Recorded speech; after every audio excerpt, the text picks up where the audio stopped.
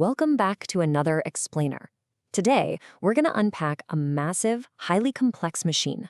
We're looking closely at the anatomy of global sportswear production, and we'll be using Adidas as our primary lens to see exactly how this whole industry actually functions. From the raw materials to the human hands that shape them, all the way to the environmental footprint left behind, we're going to explore the whole story of how a modern sportswear factory operates. Okay, let's dive right into this. Heat, heat, heat. This visceral repetition is pulled directly from a transcript on a factory floor, and it instantly immerses us in the intense, high-energy reality of physical manufacturing. Behind the sleek marketing campaigns and those pristine store shelves, there is a relentless, hot, and highly mechanized world where your gear is actually born. So, to truly understand this, we're taking a bit of a zoom-out journey today. First, the manufacturing process. Second, the global supply chain. Third, labor practices and criticisms. Fourth, audits and factory monitoring. And finally, number 5, environmental impact and sustainability. Let's kick things off. Section 1, the manufacturing process, the visceral reality of making sportswear. To really grasp the global scale of all this, we first have to ground ourselves in the physical creation of just a single garment. It is a fast, aggressive transformation. Raw cotton is ginned to strip away all the impurities, then it's spun into thousands of miles of high-tenacity thread. Next, thousands of needles weave those yarns into fabric, which is then deep scoured in massive 10,000-liter vats for dyeing. After that, precision lasers slice these layers into perfect little panels. And finally, extreme heat presses on those iconic logos we all recognize. Literally, raw nature is transformed into premium performance gear through extreme heat, pressure, and absolute precision. Moving on to Section 2, the global supply chain, scaling up to a global footprint. So the crucial point here is scale.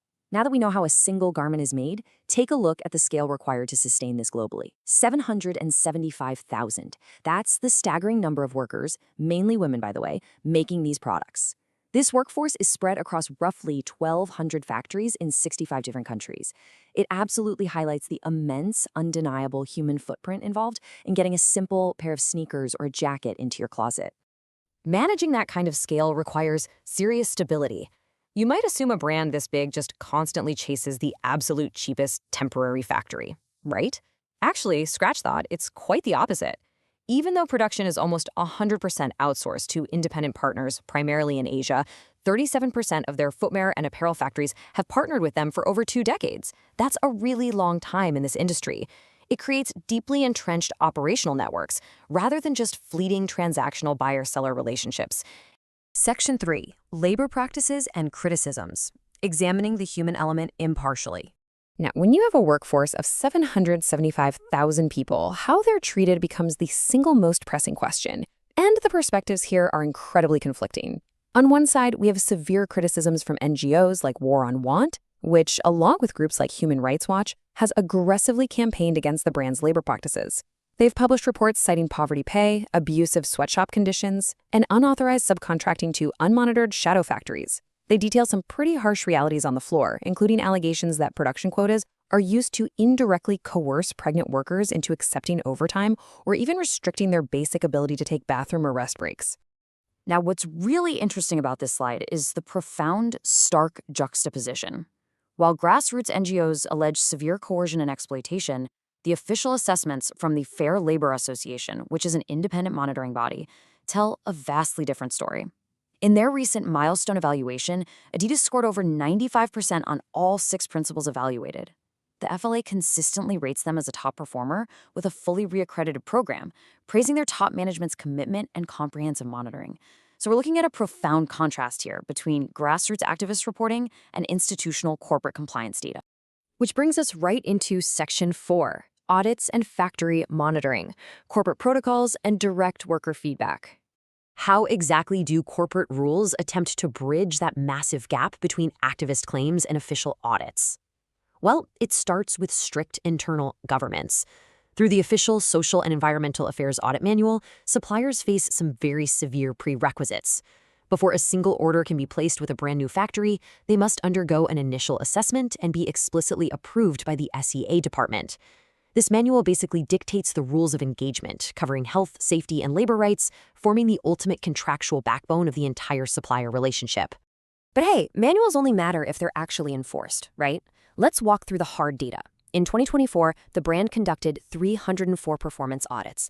And the critical detail here, 95% of these were completely unannounced. Auditors just show up without warning to catch the true day-to-day reality of the factory floor rather than some staged presentation.